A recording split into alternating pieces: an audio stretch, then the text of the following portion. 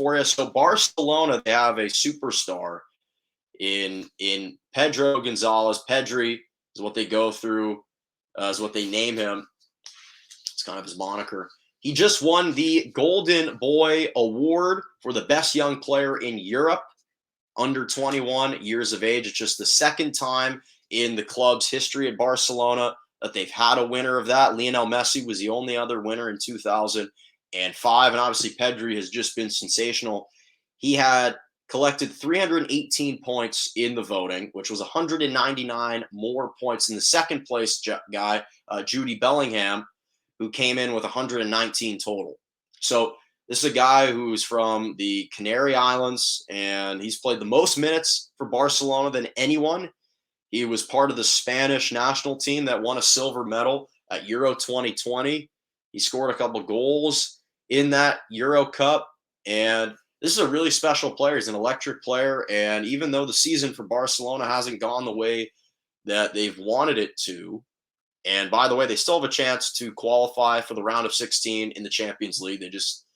Tall task. They got to beat Bayern Munich. But if they can do that, they're going to have to ride the shoulders of this guy.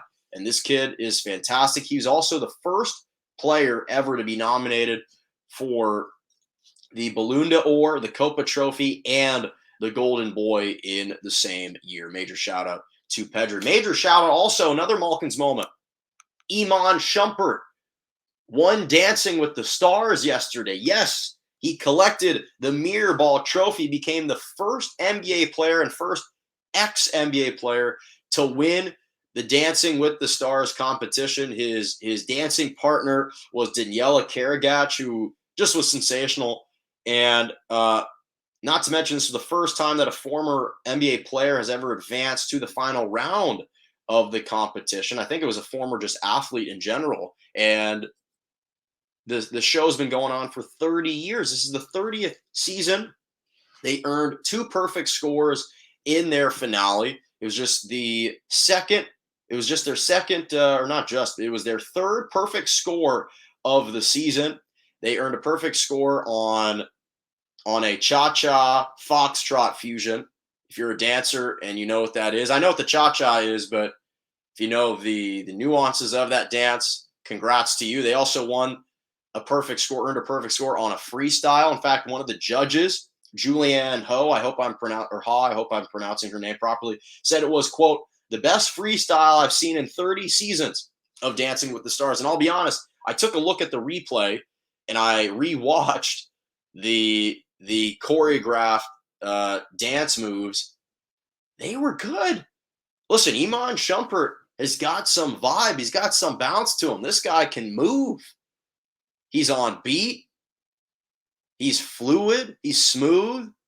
And quite frankly, they nailed their dance moves, their choreographed moves in both instances. Major shout out to Iman Shumpert. And finally, major shout out to Dick Vitale, who was on the broadcast last night for Gonzaga UCLA for that basketball game.